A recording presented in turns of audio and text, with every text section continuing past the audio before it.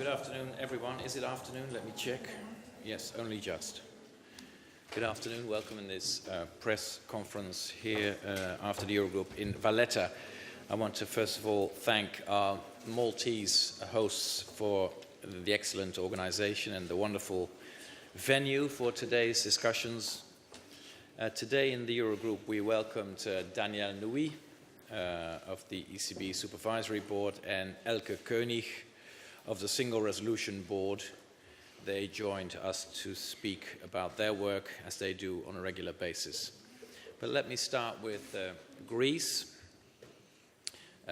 We have achieved significant progress on the second review since the last Eurogroup in March. As you remembered then, on my initiative, we changed the strategy, we changed the order of things, and we intensified talks to first of all reach an agreement between the institutions and the Greek government on the key elements, the overarching elements of the policy package, let's say the big reforms, and once that is achieved, to finalize details and solve the remaining smaller issues. We have been successful in doing so that is the news that I can bring you today. We have an agreement on these overarching elements of policy in terms of size, timing and sequencing of the reforms, and on that basis further work will continue in the coming days with a view of the mission returning as soon as possible to Athens to complete the work.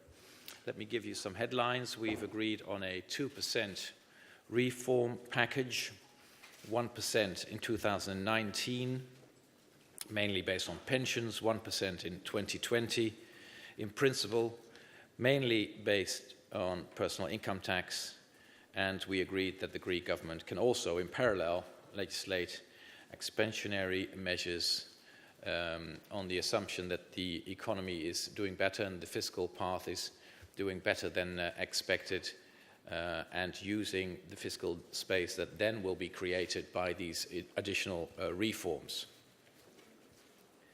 We invite the institutions and the Greek authorities to continue the work, putting the last dots on the i's, and to reach a full staff level agreement as soon as possible.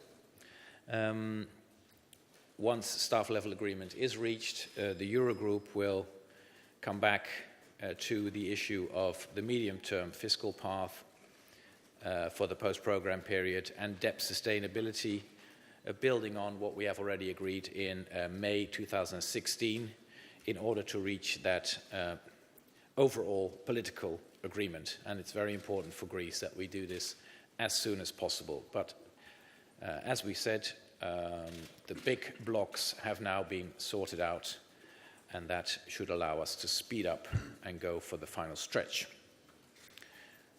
Moving on to the banking sector, Daniel Nui and Elke König gave a timely update on the recent developments in the financial sector, as well as on the key challenges and priorities that both institutions have in the coming months. We welcome the news that the banking sector in the Eurozone is in the banking union area, I should say, is in a better shape. But of course, some important legacy issues still remain, are being addressed, have been clearly identified, and we will take the necessary decisive actions within the banking union framework.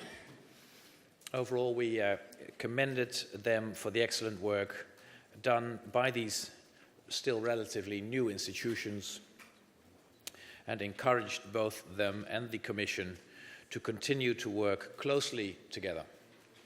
Looking forward to our next debrief by them in the autumn.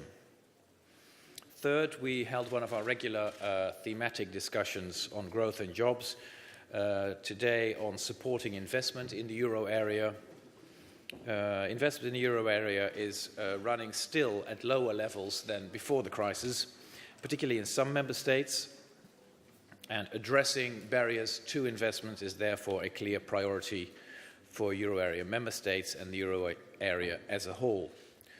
If we address these weaknesses, we can also work on the convergence of member states' economies, and that element of convergence, I think, should be our top priority in economic terms, convergence. We started this work with the first exchange of views in July 16, followed it up in February with a discussion on the ease of doing business, particularly looking at public administration and sector-specific bottlenecks. Today, we were able to build on that previous work and agreed on 3 common principles. These cover, first of all, in general terms, promoting private investment. Secondly, prioritizing productivity-enhancing public investments. And third, developing market-based sources of finance, broadening the sources of finance throughout the Eurozone. A document has been prepared by the Commission and will be published. Our common principles and a statement has been drawn up by the Eurogroup, which should already be available to you. Our common principles will help us to focus on these reforms. We will exchange best practices. The Commission will monitor these topics for us, allowing the Eurogroup to regularly take stock of the progress that is made. Finally, the institutions briefed us on their post-program surveillance of Cyprus. 1 year after the end of the program, there is very good news on the economic recovery, which, together with progress in previous years in fiscal consolidation, has led to a strong primary surplus. If we go back to the depth of the Cypriot crisis, you will remember that there was a contraction of, I believe, -6, and there is now a growth rate in Cyprus of, I believe, 3 or maybe even over 3%. Our Greek colleague commemorated that before the crisis, of course, Cyprus also had high growth figures, but then it was based on over-expenditure on the public side and over-crediting in the banking sector, and now it's solid growth and not based on risky economic developments. So very strong and very good performance in Cyprus, on which, of course, we complimented the Cypriot authorities. The Cypriot government also reconfirmed their commitment to the reform effort. The time that they still have will be used to the max to work further on dealing with some of the remaining vulnerabilities in Cyprus, as in the financial sector, NPLs, and any budgetary challenges. So that was a good news to end with.